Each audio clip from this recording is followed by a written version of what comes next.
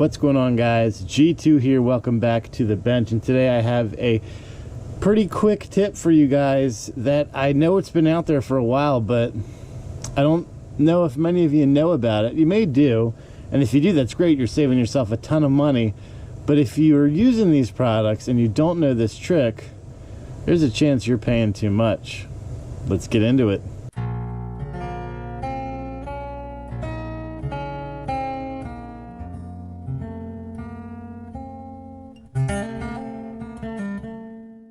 So if you're watching this video and you're not subscribed, stop, hit the subscribe button, hit the notification bell so you're alerted every time I upload new content like this and you never miss out. Let's get back to the video. So I recently came across, I was in the need of some Ranger bands, and I use Ranger bands for various reasons, whether I'm marking magazines, whether I'm tying down components, whatever the case may be, I use Ranger bands. And I've noticed that on eBay they've begun to get a little bit on the pricey side, and Amazon, and although all in all, in the grand scheme of things, they're not expensive, there is a cheaper, easier, and potentially free way to do this, and that's what I'm going to share with you today, and that is in the means of bicycle inner tubes. Now, you can go to Walmart and you can get yourself one 27-inch bicycle inner tube for about $3. You can go to your local bike shop or even your local Walmart, whoever changes bike tires, and they will give you whatever they have broken for free. So here's your free. You have right here essentially an endless supply of Ranger bands for $0. So all you do is you grab yourself a little pair of scissors, you grab your tube, you figure out, and here's the good thing about this is you can make this as thin or as thick as you want. So it's really endless as to what you can use this for, and I'm going to show you some ideas as to what I use mine for. But here's an example of some of the different thicknesses that you can have. You can have kind of your standard Ranger band thickness, you can have something a little thicker, you can have something a lot thicker, you can have something a little thinner, etc., etc.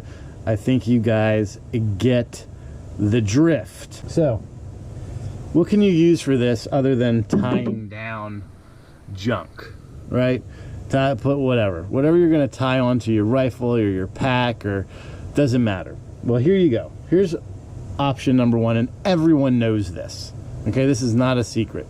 Magazines. This is a standard PMag magazine. It's got this nice lip at the bottom. Really good, I guess you could say, grip points here.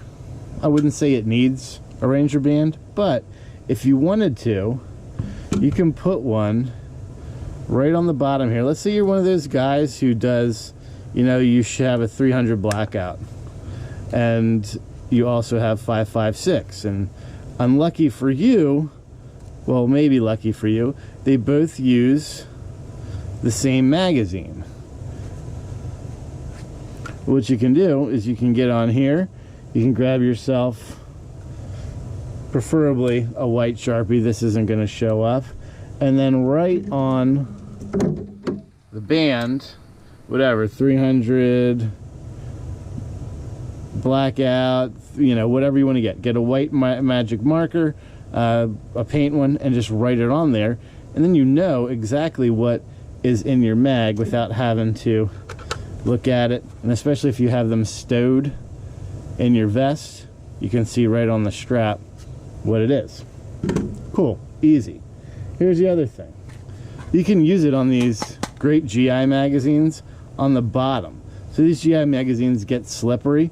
This, just wrap it around the bottom, get yourself a nice longer, thicker piece, wrap it around the bottom, and you've got yourself a nice, firm, positive traction point here that will help you release that magazine easier. Okay, so that's an example in a small 20 round 5.56. Here it is in our 30 round AR-47 magazine. Now here's taking this one step further. You notice on this PMag how it's got this awesome little lip down here for you to have your hands hit when you're pulling it out. So here we go. Here's a GI mag with a nice little lip on the bottom, and we have our inner tube right here on the top. Now here's where this gets cool. So you could use anything to build this up. You could use electrical tape, you could use more tube. What I chose to use was cordage.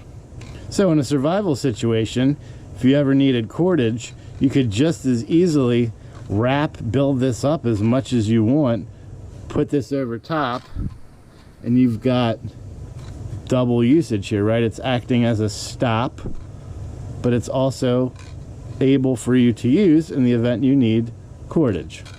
These grips suck, frankly speaking. It's your standard AR-15, AR-10 commando grip that comes in every lower parts kit that you probably have 10 or so laying around doing nothing.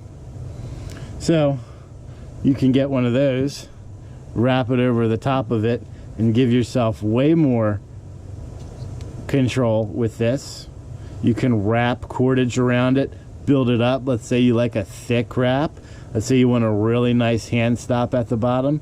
You can do that as well. You want a rib in the back? Guess what? You can do that too. Ideas are endless. Just run with it. Right here. Here's my P80, right? The grip here was a little too much for me, and it was a little too small. So what I'm going to do is build this up. So I've got my one piece on. If I want to build up the sidewalls here, I can build that up as well. And then I've got a nice grip here that I can hold on to. Put it on the bottom of your pistol. Again, guys, it doesn't matter what you do with these. Just there's so many ideas that you can do.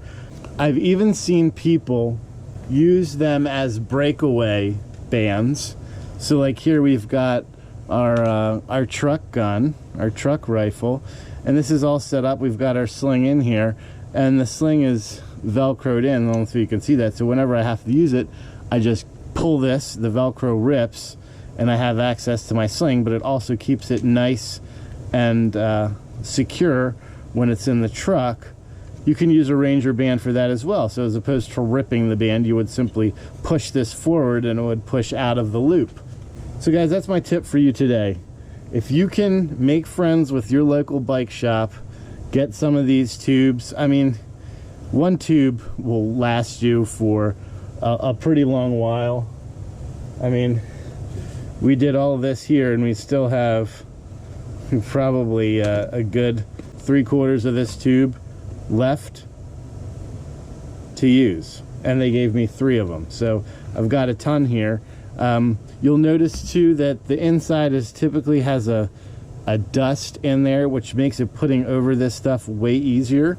So, and all you have to do to refresh these, so let's say it's getting a little worn, it's losing its tack, just get a microfiber with some soap and water and just give it a rub, and that'll bring this guy back to life. Water is actually good for these,